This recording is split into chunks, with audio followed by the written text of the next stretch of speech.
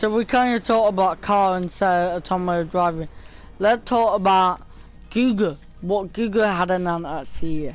So Google had their whole, basically the big thing with Google was privacy. So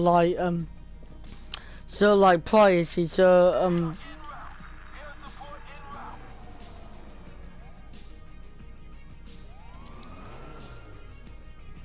So you get a report at the end of the week, at the end of the day, to talk about privacy and see what Google said and your privacy matter.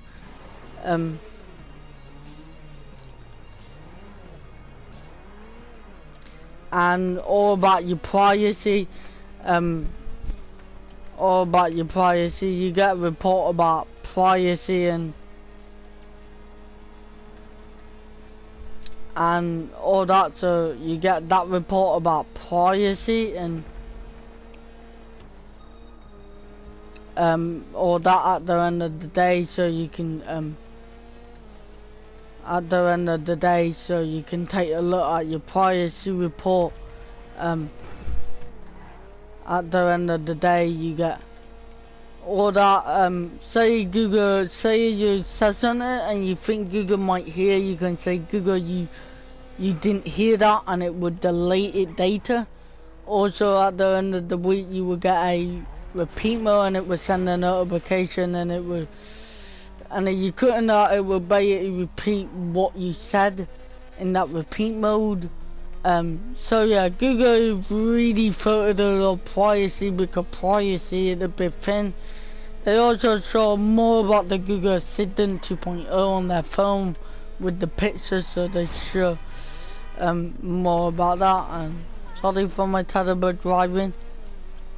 So they show more about Google Assistant on phones, and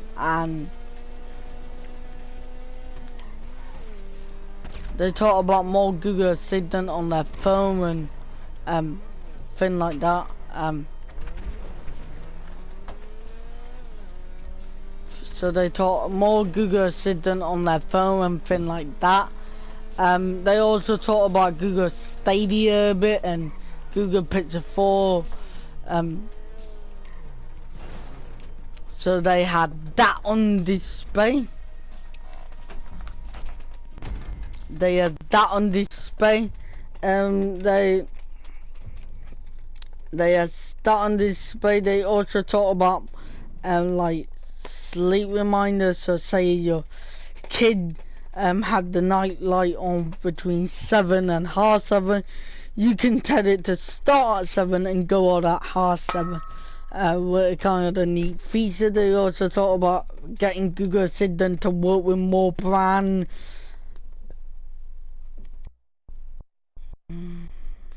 Getting Google Assistant to work with more brand and getting more brand to have the smart home devices in the Google Home app and the Google Assistant app.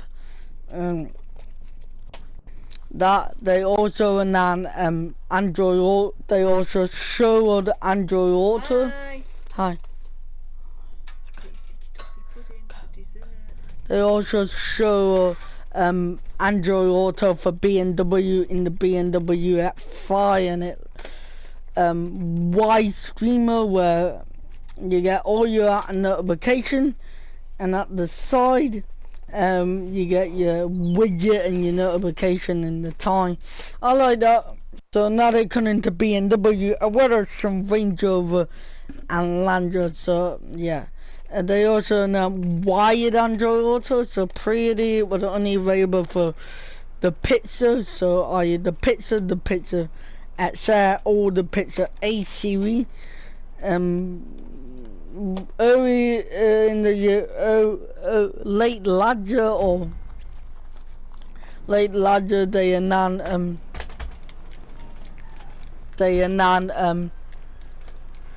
if Samsung Galaxy Note 8 and Note 9, but now they kind of wire to BMW. So yeah, and I don't get the wire thing. It's just a cable. All you got to do is pick out a cable. All you got to do is pick out a cable from your from your purse or your wallet or your bag or your backpack or your handbag, and just literally put it into the car. Now, some of the car are annoying because they're only USB Type-C to USB Type-C, where Android devices you USB USB to USB USB-C to USB instead of USB Type-C to Type-C. So it's annoying, but just get a cable and do it. But wired Android Auto is finally coming because they have wired Apple CarPlay for a lot longer than Android Auto, so it finally coming on BMW. So they showed that on BMW Android Auto, where it coming in July. So yeah, they also talk about Android Automotive. Now, Android Automotive is an operating system for car using their Android platform. So you Google Calendar for calendar, Google Map or Wave for navigation, Spotify or Google Play Music for music. And it basically taking away iDrive and all that, and taking away iDrive, what being made by BMW, basically taking iDrive and all that, and bringing a lot of ratings system made by Google. So it kind of bringing like an Android Auto World operating system, and you won't need your phone to run the operating system, so it would just run if you didn't have access to Android Auto, like an iPhone or Huawei new OS, or maybe if Samsung went to their OS.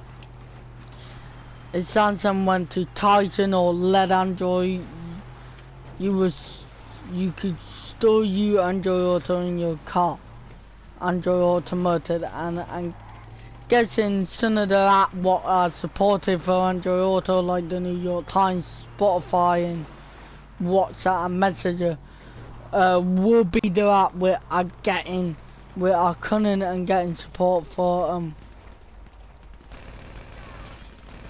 We are coming and getting introduced in Android Automotive.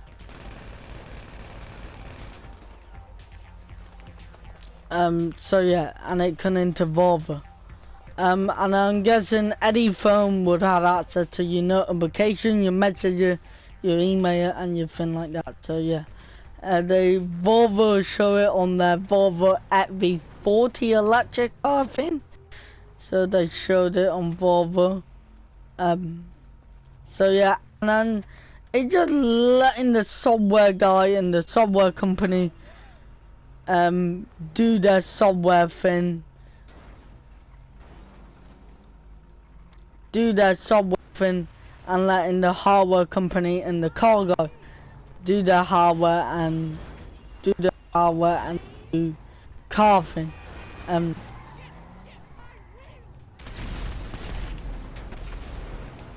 So it's just like that, yeah. Android Automotive is probably a better thing for doing the industry, probably just so much better for the industry, and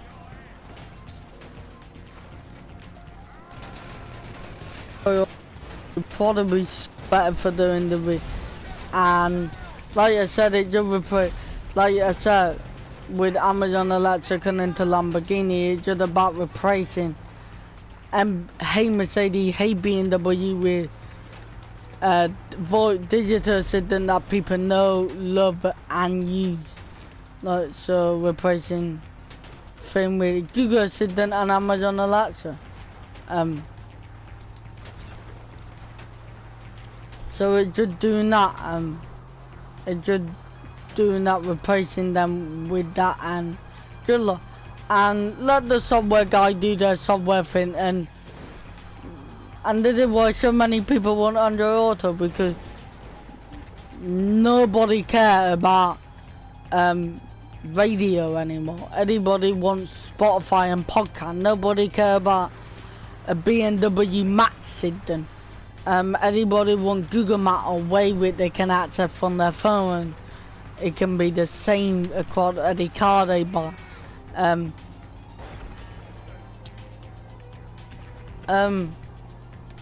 I did say yesterday, not on the video, but car phone use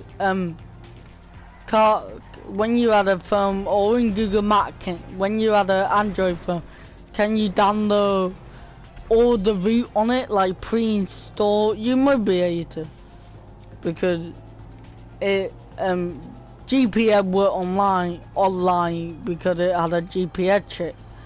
But the route and the direction, like turn left, turn right, don't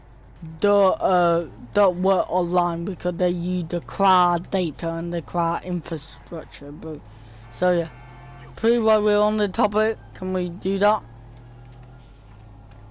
Pretty while we're on the topic, so let's get on to some more things. There was some. So let's get on to monitor gaming.